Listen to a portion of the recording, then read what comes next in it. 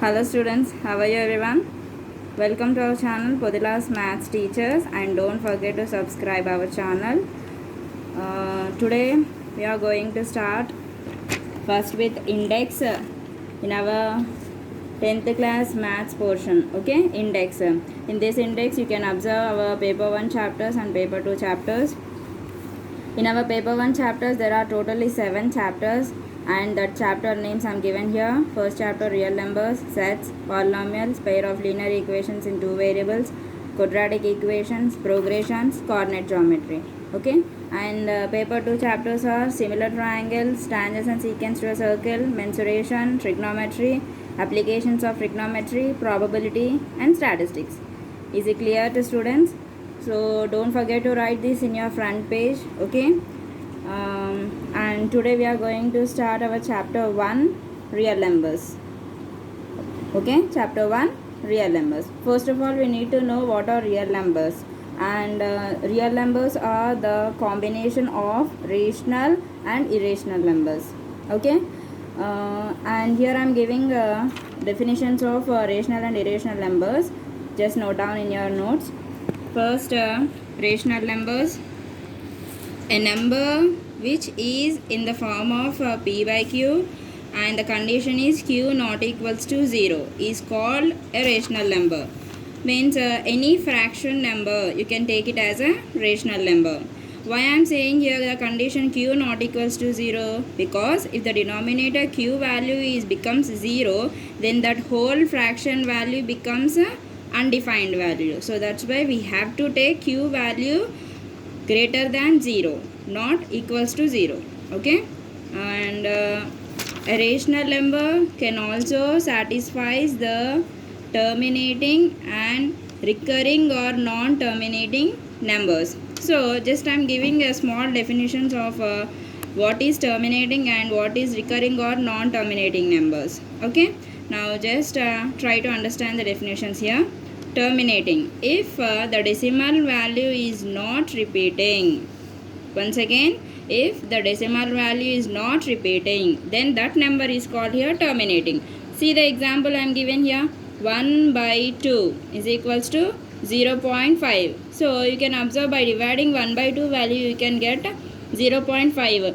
Observe the decimal value is repeating or not repeating. It's not repeating. So that's why it is a terminating decimal. Okay.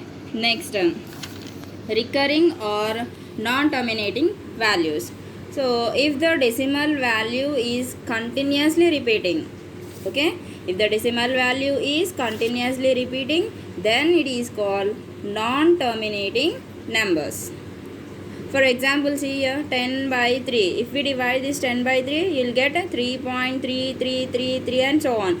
So on means it is repeating. Which is repeating? The decimal value is repeating. So that's why this type of numbers is called non-terminating numbers. Okay. So is it clear that rational numbers? Next we are going to learn about the irrational numbers. Irrational numbers. Okay. Now see here irrational numbers. Irrational numbers, a number which does not have perfect square root, then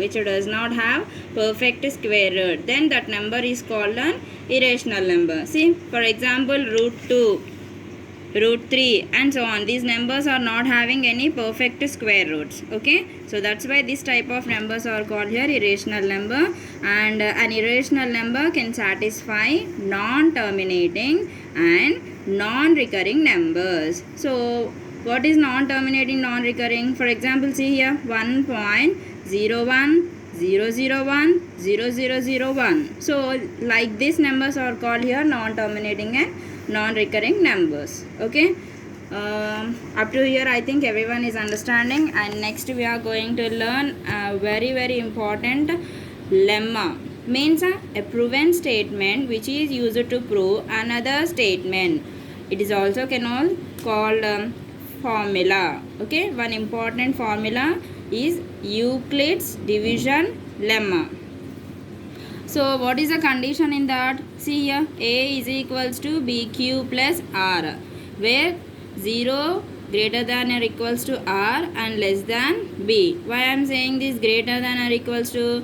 Because it is the left side value to the R, so we can call this as greater than or equals to. Means the R value is always lies between 0 and B. Always lies between 0 and B. And here B value can call as HCF.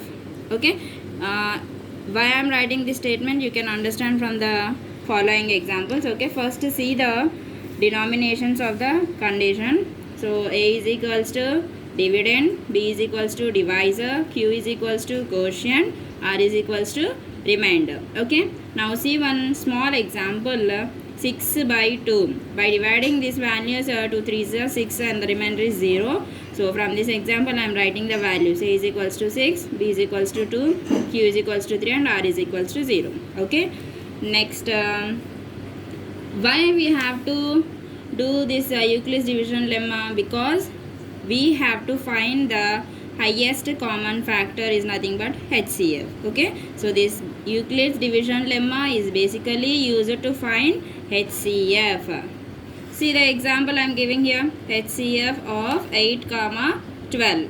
Okay, so from given example 12 and 8 we are taking as the AB values. Okay, I am dividing this 8 ones are 8 and the remainder is 4. So with the first condition I am writing the first value here. Okay, what is the first condition? 12. A is equals to B 8.